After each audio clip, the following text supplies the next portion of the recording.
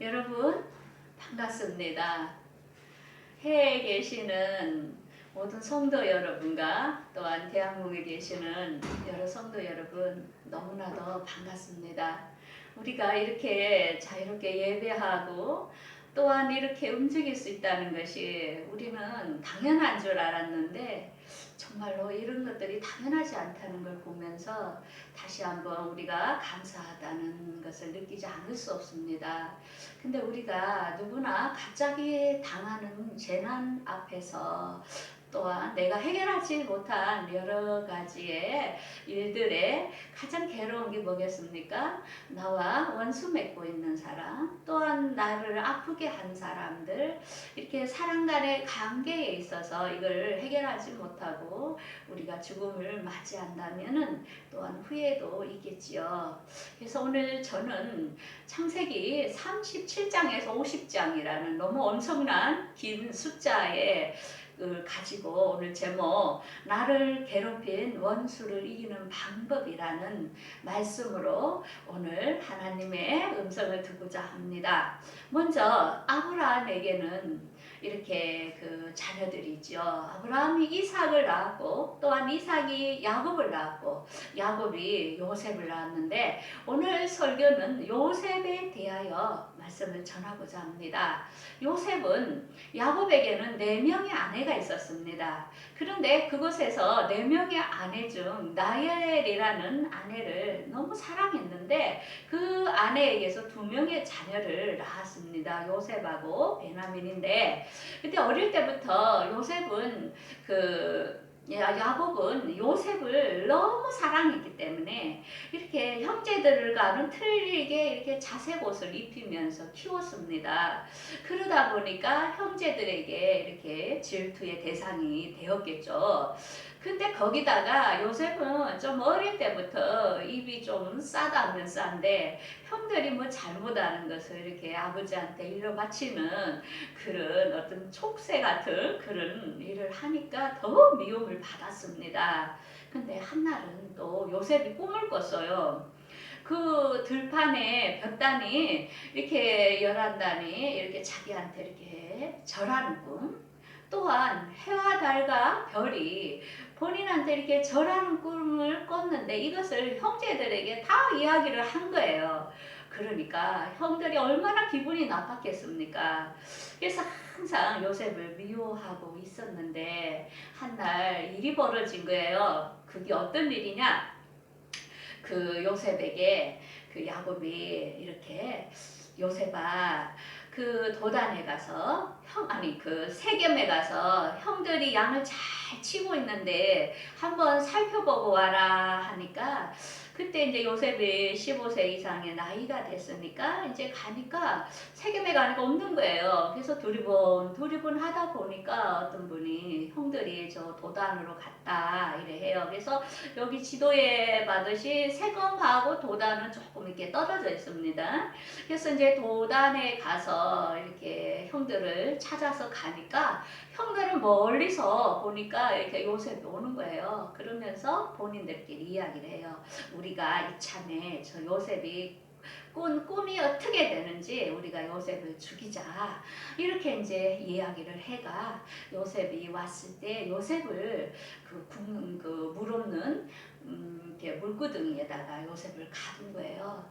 그래서 요셉이 그때 얼마나 놀랬겠습니까? 아무런 방침도 없이 이렇게 가가지고 형들한테 이렇게 당한 것입니다. 그때 우리 한번 생각해 보세요. 갑자기 내가 이런 일을 당했을 때, 아니 갑자기 내가 믿었던 형들이 나를 이렇게 해코지를 했을 때 여러분들 그 상처가 얼마나 크겠습니까? 여러분들도 이런 상처를 받은 적이 있습니까? 정말 놀랬겠죠.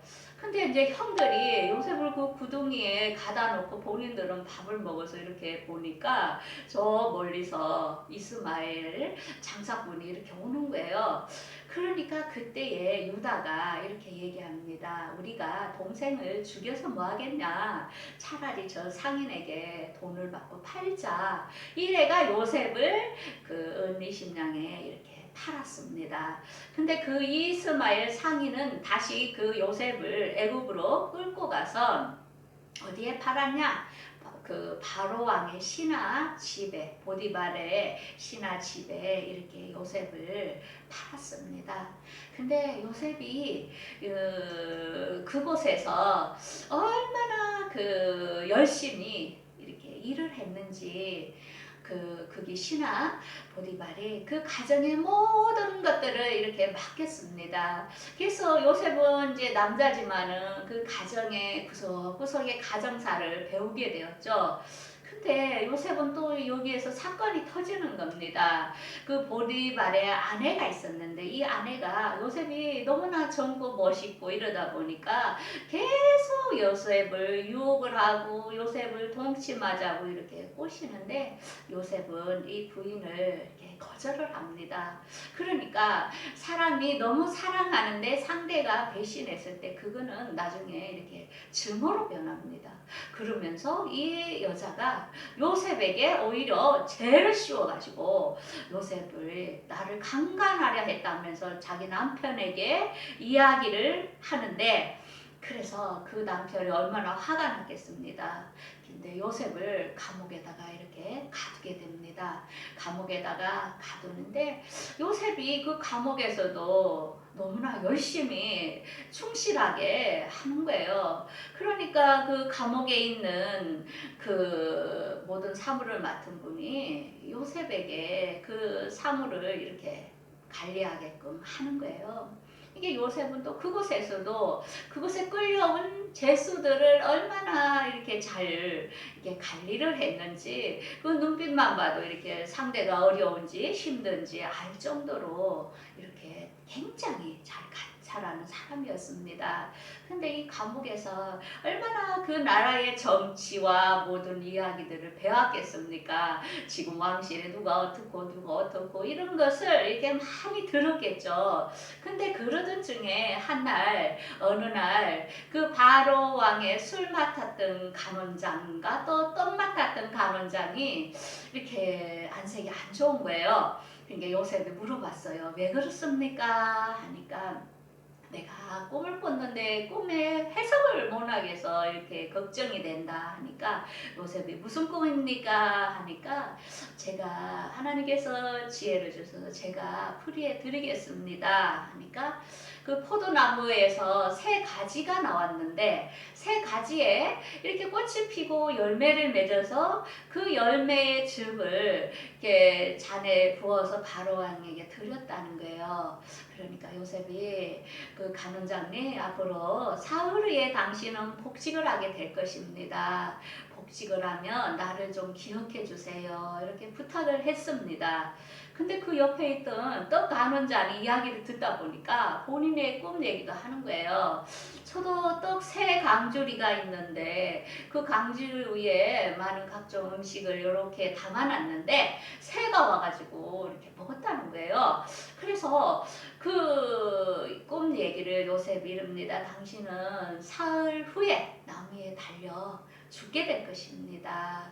그리고 당신의 시체를 새들이 쪼아먹게 될 것입니다. 이렇게 얘기를 합니다. 근데 2년이 흘렀는데 그 술 맡은 간원장은 뭐 요셉의 그런 은혜도 뭐 모르겠죠. 근데 그 나라에 바로 왕이 꿈을 꾸게 되었어요. 그래서 거기에 있는 나라에 있는 점술가 술사들을 불러도 다 꿈을 해석을 못하니까 그때 마침 그 술 맡은 간원장이 옛날에 요셉이 꿈을 해석해 준 것이 생각이 났어요. 그래서 요셉을 불러가지고 이렇게 꿈을 해석을 들으면 됩니다 하니까 바로 왕이 요셉을 불렀습니다. 그래서 요셉이 탁 차려입고 이제 바로 왕에게 나가게 되었지요. 그러면서 바로 왕에게 이제 꿈의 이야기를 듣게 됩니다. 근데 그 꿈은 뭐냐? 이렇게 충실한 이렇게 암소 7마리가 풀을 뜯고 있는데 또 한 파리탄 7마리가 와서 이걸 잡아먹는 거예요. 그리고 또 풍성한 이삭 7싹이 이렇게 있는데 흉악한 것이 와서 또 이렇게 먹게 되는 거예요.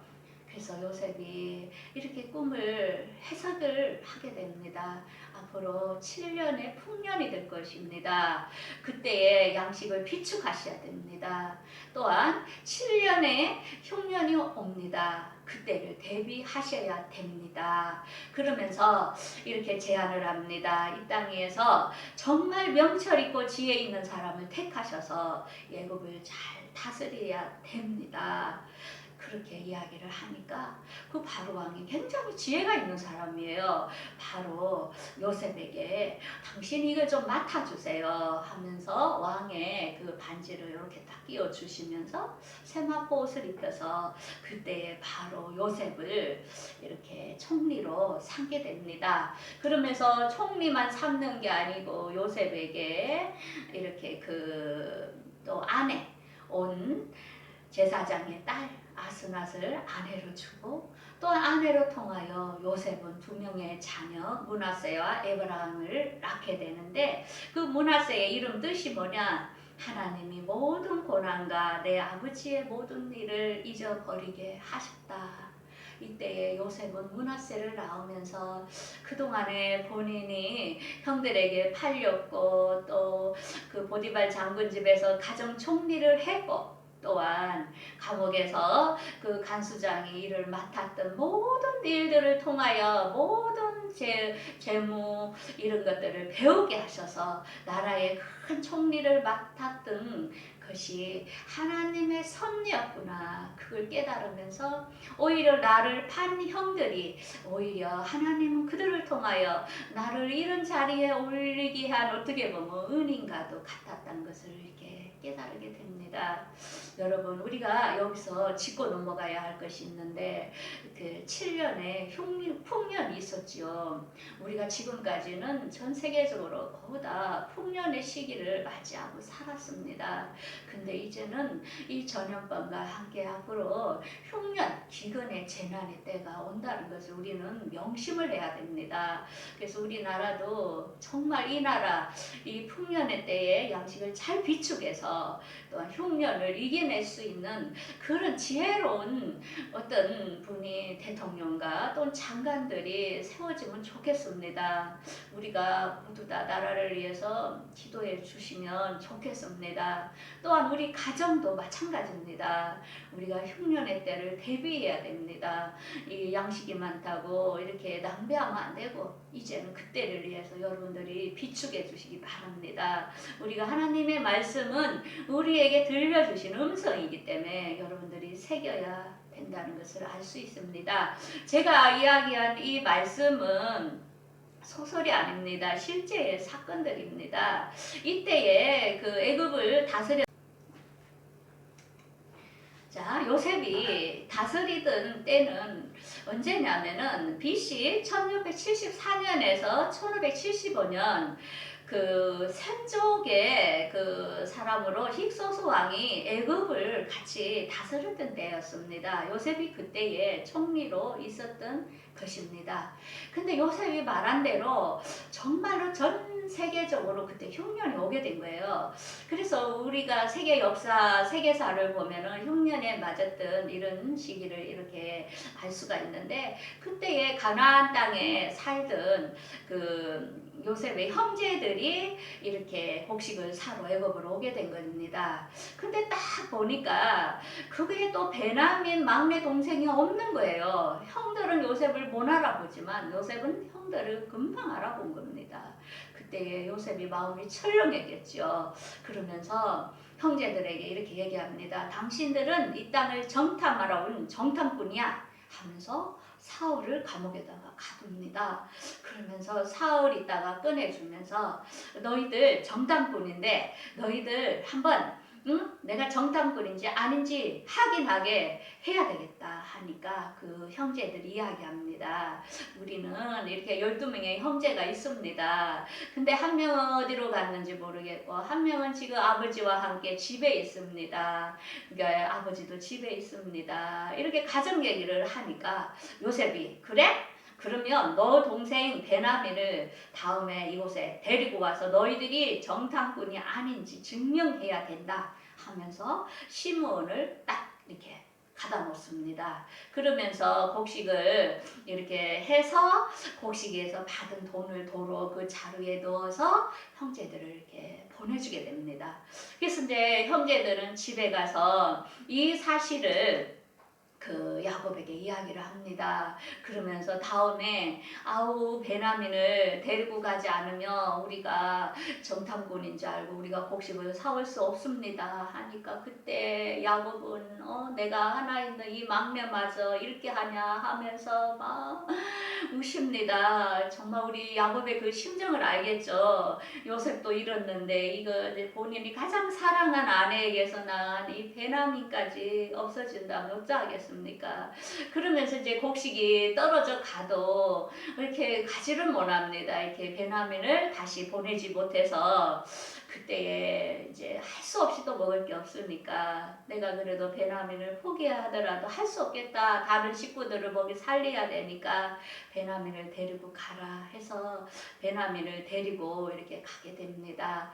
근데 요셉이 딱 보니까 곡식을 사러 왔는데 베냐민이 보이는 거예요. 그때 너무너무 요셉은 기뻐가지고 본인이 집에다가 이렇게 형제들을 잔치를 차려줍니다. 그러면서 베냐민에게는 더 많은 음식을 주고 또 베냐민에게는 더 많은 선물을 이렇게 주게 되는데요.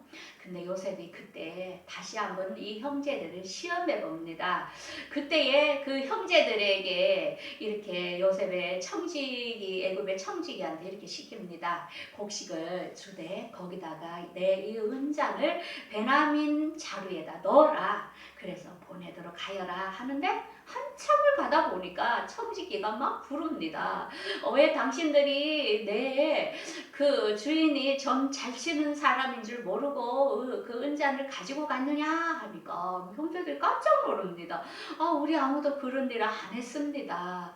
우리가 그것이 발견되는 자는 종이 되겠습니다 했는데 자루를 풀어보니까 세상에 베냐민 자루에 있는 거예요. 그러니까 그때 형제들이 이럽니다. 우리의 죄악을 하나님께서 아시고 우리가 그 요셉에게 한 짓을 우리에게 도로 돌리구나 하면서 후회하면서 막 이제 웁니다. 다시 요셉에게 이렇게 돌아가면서 어떻게 잘못했다면서 우리가 다 종이 되겠습니다 하니까 요셉이 그렇게 할 거 없고 베냐민만 종이 되면 된다 하니까 그때의 형제 중인 유다가 이렇게 합니다. 주인님 제 말을 좀 들어주십시오. 그러면서 이야기를 합니다. 베냐민을 보내지 아니었던 그 야곱 아버지, 이 베냐민이 없으면 아버지는 죽게 됩니다 하면서 그 자기가 종이 될 테니까 이 베냐민을 좀 이렇게 풀어주세요. 제가 베냐민 대신 종으로 남겠습니다 하면서 유대가 대신하는 걸 보면서 그때에 요셉이 너무 감동을 받습니다. 이제는 형제가 서로 사랑하고 대신해서 종이 되겠다 하는 그 유다를 보면서 그 요셉이 본인의 신분을 이렇게 이야기합니다. 형들, 제가 요셉입니다.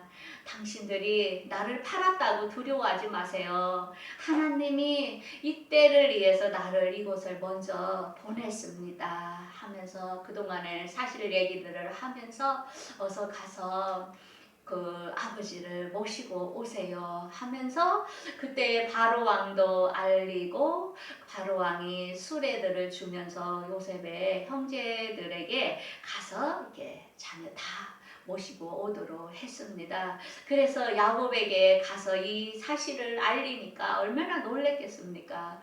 그러면서 야곱이 내가 이제 눈을 감아도 여한이 없다 하는 걸 보면서 야곱이 하나님께 물어봅니다. 제가 애굽으로 가야 되겠습니까?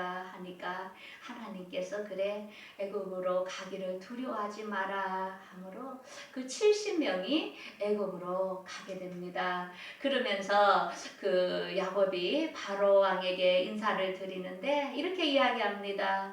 제가 130년을 살았습니다. 내 나이가 얼마 못 되지만 내 나그네 연조에 너무나 험악한 세월이었습니다 하면서 이야기를 합니다.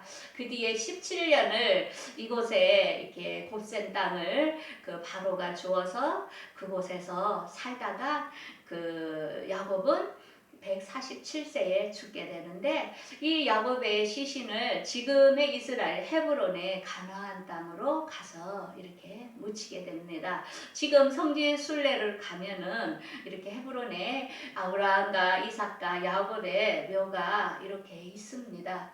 근데 이제 형제들도 부모들이 살아계실 때는 괜찮은데 또 막 이렇게 부모가 죽고 나면 막 이렇게 재산 싸움도 하고 서로 사이가 안 좋아지잖아요. 그러니까 이제 형제들도 걱정이 된 거예요.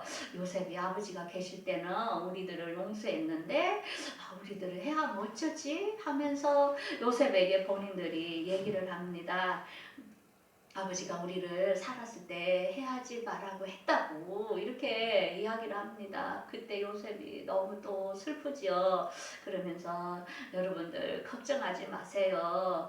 당신들이 악을 나를 해야겠지만 하나님께서는 나를 선으로 바꿔서 이 많은 생명을 살리게끔 했습니다. 이렇게 합니다. 자, 오늘의 우리가 주인공들을 이렇게 봅니다. 야곱과 요셉과 그 형제들을 봅니다. 우리가 지난주에 야곱에 대해서 배웠는데, 야곱이 남을 속이고 갈취하고 욕심을 부리지만은 자기가 도리어 속게 되고, 또한 그 험난한 인생을 살았던 그 야곱입니다.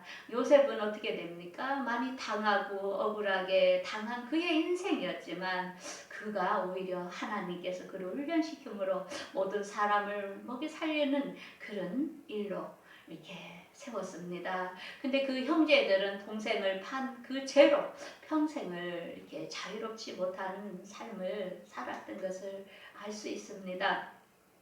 우리들의 인생 여정에서도 우리가 지금까지 우리에게도 어떤 삶이었습니까? 여러분들 아프고 또 억울하고 이런 것들이 압니다. 있을 줄 압니다. 우리가 이 문제를 우리 힘으로는 해결할 수가 없습니다. 그래서 예수님은 우리 모두에게 마지막으로 이렇게 계명을 주셨습니다. 새 계명을 너희에게 주노니 서로 사랑하라. 내가 너희를 사랑한 것 같이 너희도 서로 사랑하라.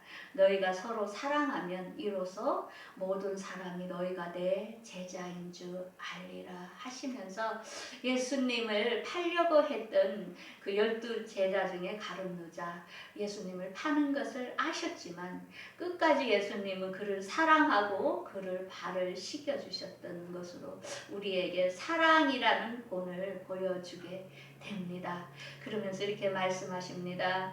악을 악으로 감지 말고 모든 사람 앞에 선을 도모하라. 할 수 있거든요. 너희들은 모든 사람과 더불어 화목하라. 원수 갚는 것은 내게 있으니 내게 맡기라. 그러면서 원수가 줄이거든 먹이고 목마르거든 마시게 하라. 내가 그러면 숯불을 그 머리에 쌓아 놓으리라. 악에게 지지 말고 선으로 악을 이기라 합니다. 여러분들 원수가 있습니까? 이 말씀대로 한번 실천해 보십시오. 그렇지만 또 어려운 줄 압니다. 성령님의 도움을 구하십시오. 우리 인간이기 때문에 한계가 있습니다. 그렇지만은 여러분들이 기도함으로 성령님의 도움을 구할 때에 이렇게 원수도 사랑할 수 있고 내가 용서할 수 있는 마음이 있을 때 우리가 이렇게 찌짐을 꾸우면은 앞에 있는 거 뒤로 탁 바꾸죠. 그때 또 새로운 것이 이렇게 시작되듯이 여러분들 인생도 그리스도 안에서 새로운 피조물이라. 이전 것은 지나갔으니 보라 새 것이 되었도다. 우리가 새 마음으로 한번 시작할 수 있도록 성령님께 기도하는 여러분들이 되기를 바라겠습니다.